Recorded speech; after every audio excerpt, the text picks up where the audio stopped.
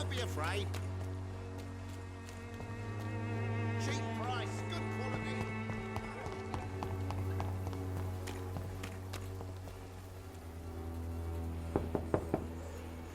Mr. Petrescu, just 1 minute, please. You again? Go away.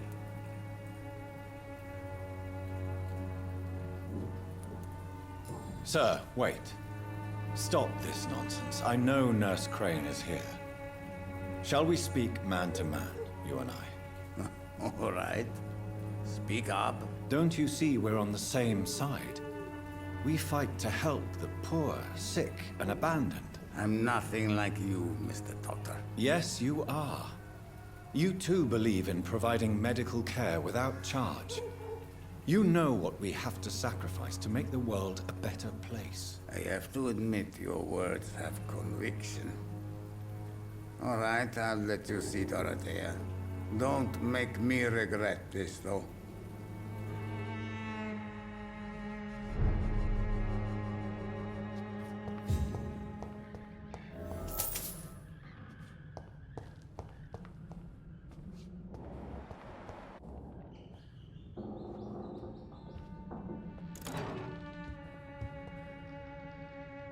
If you want to talk to Dorothea, you must go across the courtyard and take the stairs. We've not been formally introduced. May I ask your name and occupation, sir? I am Darius Petrescu. I'm here to keep snitches and spies away from Dorothea. And I also run this little print shop.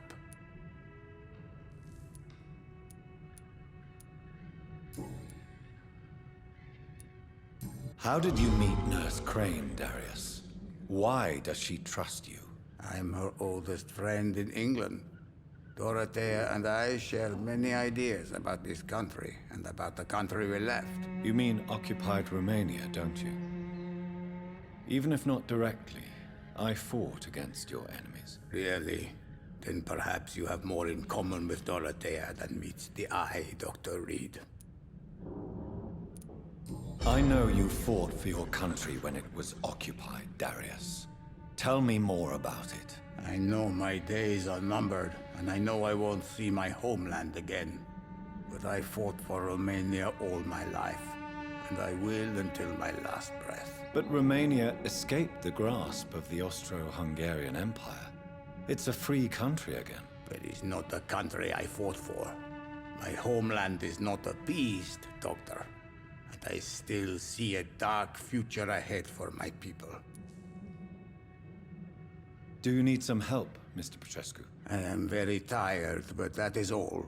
I don't need you, Doctor.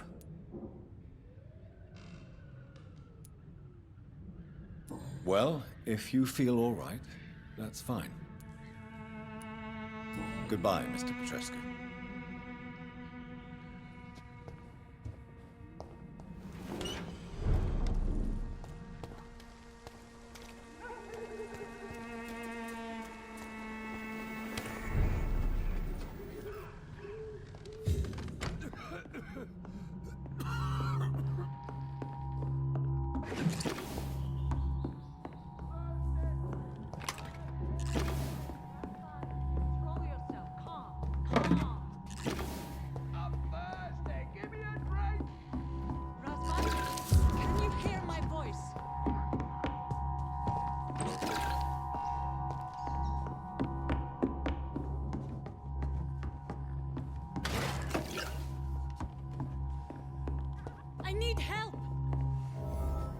What do we have here, nurse? Patient Razvan Vasily. High fever running on 3 days.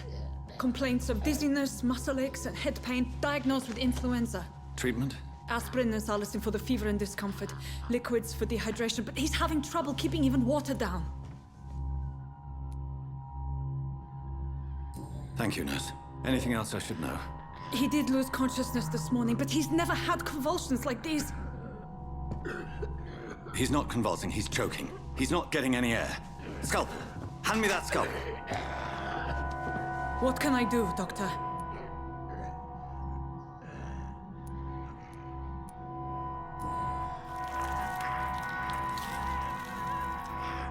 I need to perform a tracheostomy. Short pipe. That rubber tube will do. We're going to cut a passage for air through the neck. Yes, Doctor. He's breathing again, but he's coughing up blood. Internal hemorrhaging. I need to make another incision into the chest cavity to drain the fluids from the lung. Prepare another tube. A thoracostomy? Doctor, we've nothing to fight the infection. We need an aseptic environment.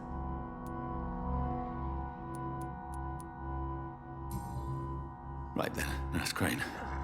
What do you suggest we do? I've no idea. I'm not the doctor. Time is of the essence. We need to perform a thoracic drain. Yes, Doctor.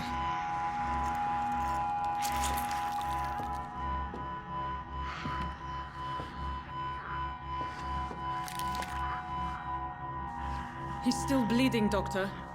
I'm losing his pulse. The drain must have punctured the intercostal artery. There's too much blood. Are you all right, Doctor? I can't see.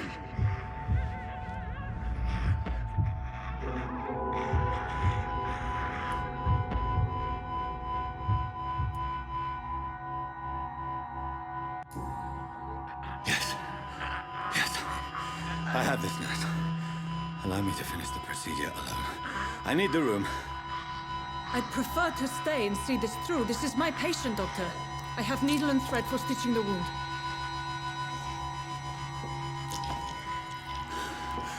Good.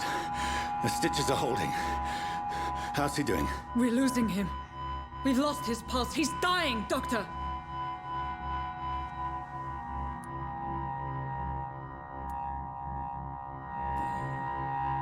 Cardiac massage, now. Cardiac... What? Are you making this up as you go along?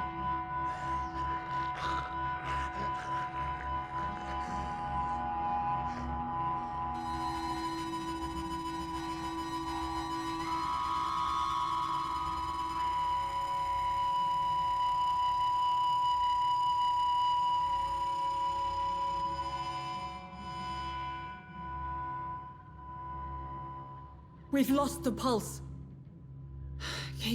He's gone, Doctor. Nurse, we did everything we could. Truly? Everything you could. Is that how you'll report this in your log? Is this how the war went? Piling up one poor corpse beside the next? This was not an influenza-induced seizure. I've never seen symptoms like these on the continent. Neither have I. But the previous symptoms leading up to this attack were the same, indistinguishable from the epidemic. No. There was something more vile in these reactions. Something primitive. There have been numerous reports of mental breakdowns caused by the fever that accompanies the flu itself, Doctor. Yes, but... I'd best take some samples of the blood for analysis.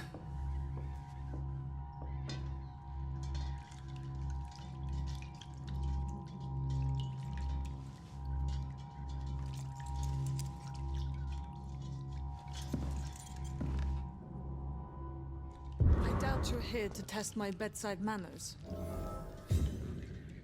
I suspect it was more than intuition alone that led you to us.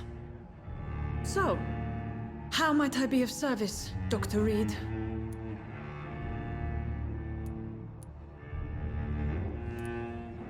I've come to put an end to this insufferable blackmailing, Dorothy. Doctor, you think your warnings scare me? I've stolen and plied, blackmailed and lied, but what else am I to do? I'm all these people have.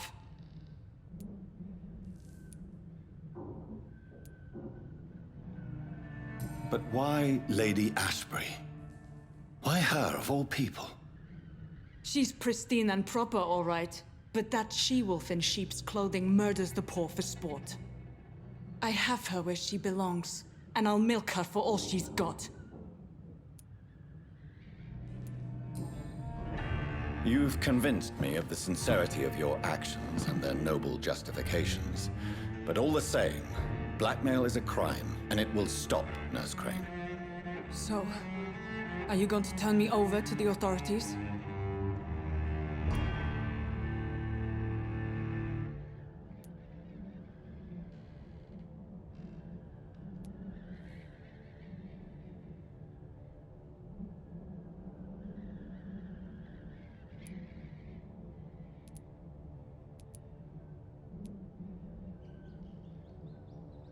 Nurse Crane, there is no question that the work you've done here is extraordinary, but this dispensary is incapable of coping with the outbreak. It's only a question of days before the situation at hand will overwhelm us. I cannot allow it. It's my duty to put an end to this immediately.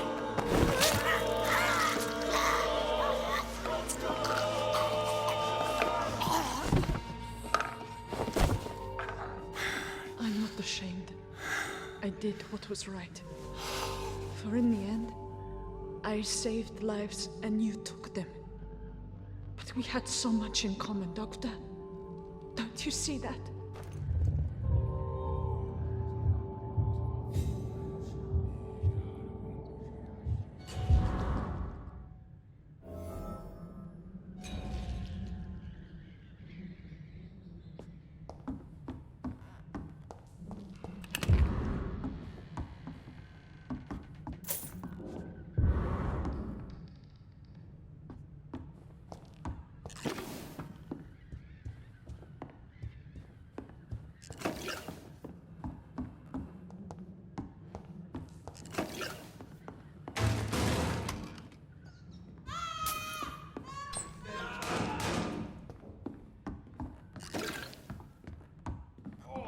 This one stinks already.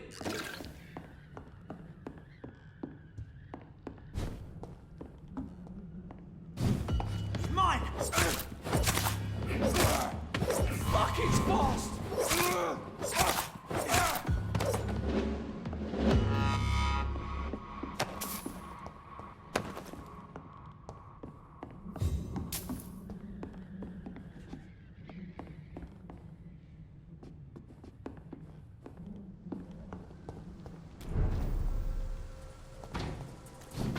Lee's spotted! Watch out, boys! No! Go, Leech!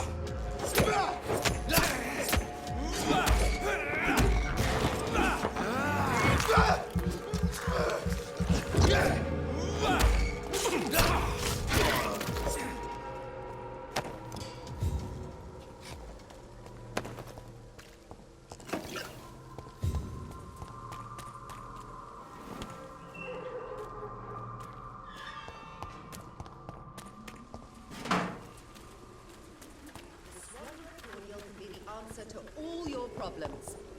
As long as you have the money. Good evening, miss. Good evening, sir.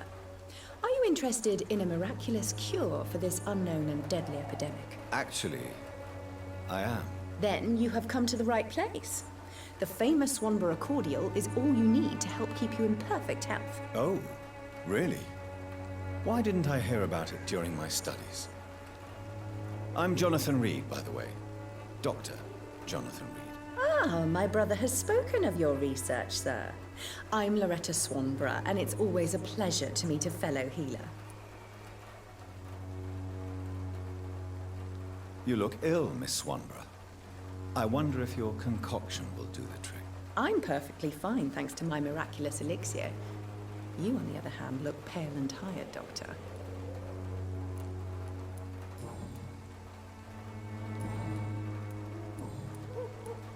Tell me, who intrigues you most in Whitechapel? The region itself is something to see, but I would say Camellia the mute florist who gives away her flowers. Is there anyone I should avoid? Cadogan Bates, without a doubt. The bloody bastard remorselessly exploits poor migrants as soon as they get here. What do you think of the locals? Most of them are afraid or desperate. They all come to me eventually for my remedy. I'd like to see what kind of medicine you're selling.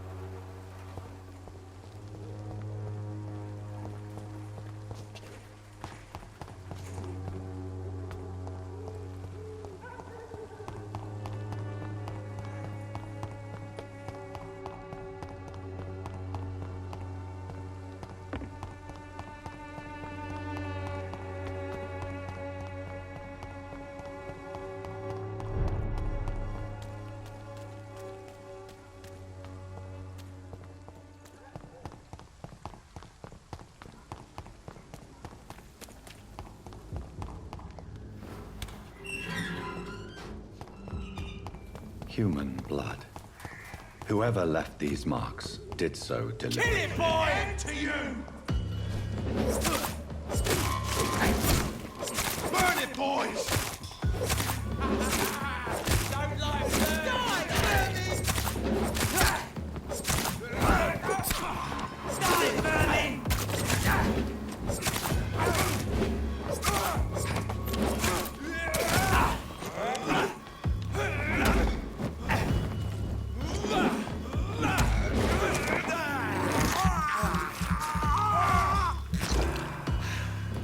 I'll take his head!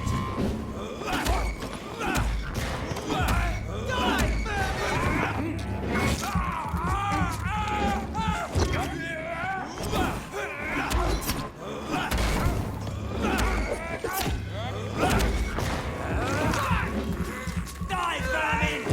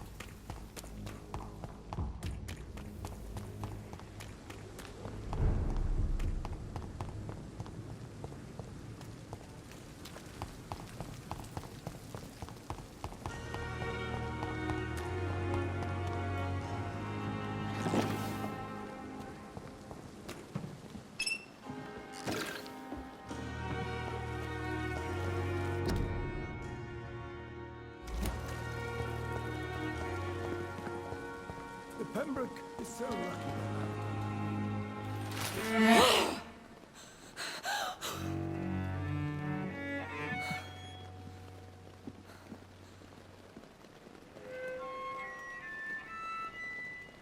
I would ask you to avert your eyes, sir. Or did you not know it was rude to stare? I knew it. Speak up, Dr. Reed. I like a man who speaks his mind.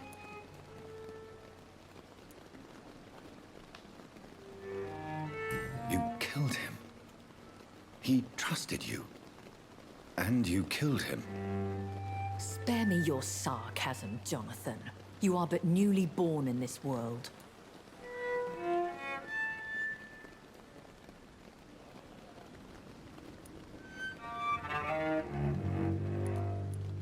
No need to apologize, my lady.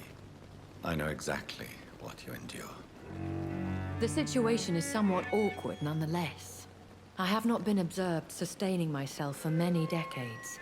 I have to say I'm a trifle embarrassed. Anyway, I have concluded my inquiries concerning your blackmailer. I see. Please excuse my agitated state. Under normal circumstances, I wouldn't let anyone see me in this condition. The case is closed, permanently. You will not be bothered anymore by the woman.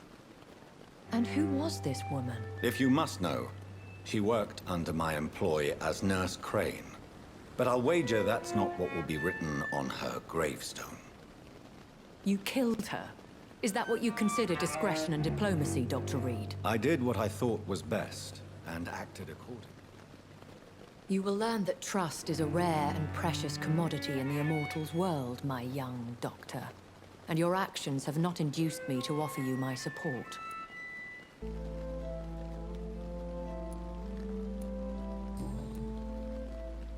Why does Dr. Swansea allow you to feed on the patients of the hospital? Dr. Swansea is a good and compassionate man. He is trying to find a solution for our hunger. Until that happens, he is clever enough to understand that I only feed upon the dying. What do you know about this Brotherhood of St. Paul's Stole? The Brotherhood is well known amongst London vampire society. As long as our kind is discreet, and as long as they do not interfere, we have come to a mutual understanding. And no one suspected you of the murders. As you well know, suspicion has recently fallen on me of killing for pleasure. But you have my word, Jonathan. I take no pleasure in taking a life. I know this is beyond the pale, but may I inquire your age? Really? And I thought you were gentlemen. If you must know, I'm 27. I've been 27 for a long time now, and 27 I shall remain. Very well. But I believe there is more to this than you are saying. A lady has to have some secrets. And who bestowed upon you this eternal youth? My maker. He left this isle a long time ago. Why did you save me in the canning factory? I could hardly stand by and watch such a promising young blood as yourself be torn to shreds by some gutter scowl. What type of vampire is a skull? Not a true vampire. The deformed offspring of lesser vampires. It is a shame these creatures run wild, slaves to their baser instincts. William Bishop wasn't the vampire that created me then. No, Jonathan. Whatever their strength and demeanor, Scowls are the progeny of careless vampires. It cannot be the other way round.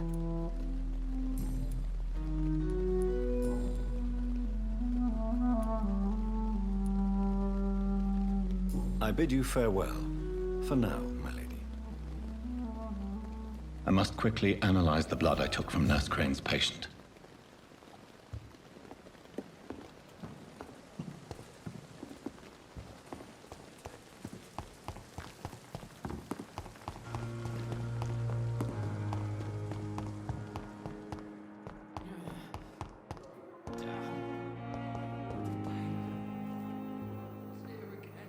Good evening, miss. I'm Dr. Reed, the new surgeon at the Pembroke Hospital.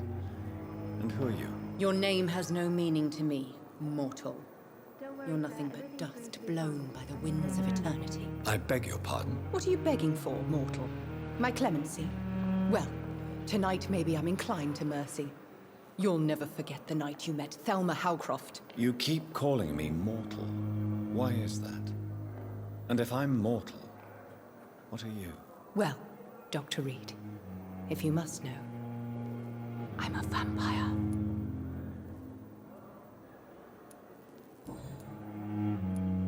Who are you really, Miss Howcroft? I mean, apart from being a vampire. Is that not enough for you, puny mortal? What do you require? Proof of my powers? I'm curious to know who you were before becoming a vampire. It was such a long time ago, I don't remember. Centuries of unholy life can have strange effects on one's minds, you see?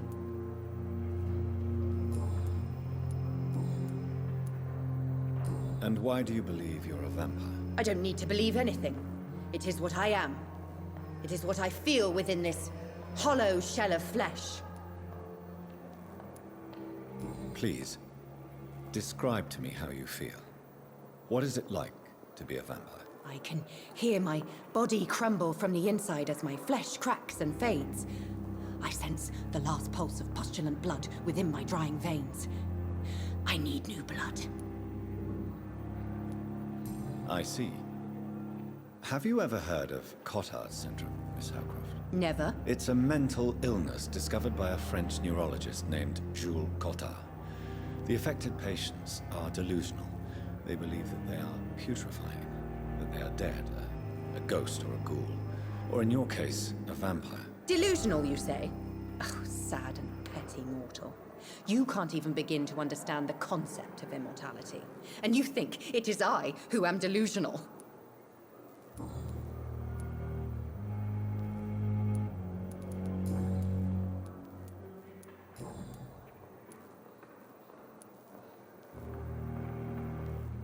Do you require my services, Miss Howcroft? I have no need for your medicine, Dr. Reed. Blood is the only drug I need. I'll leave you, Mistress of the Dark, to your nocturnal activities.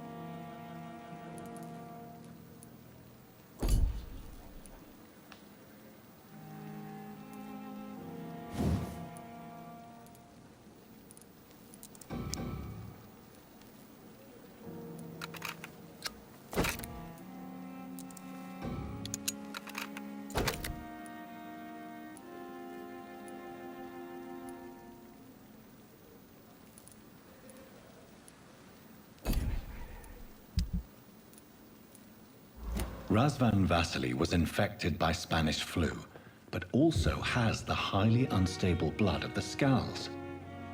Is the London vampire epidemic transmitted through the flu? I should talk to Dr. Swansea about it.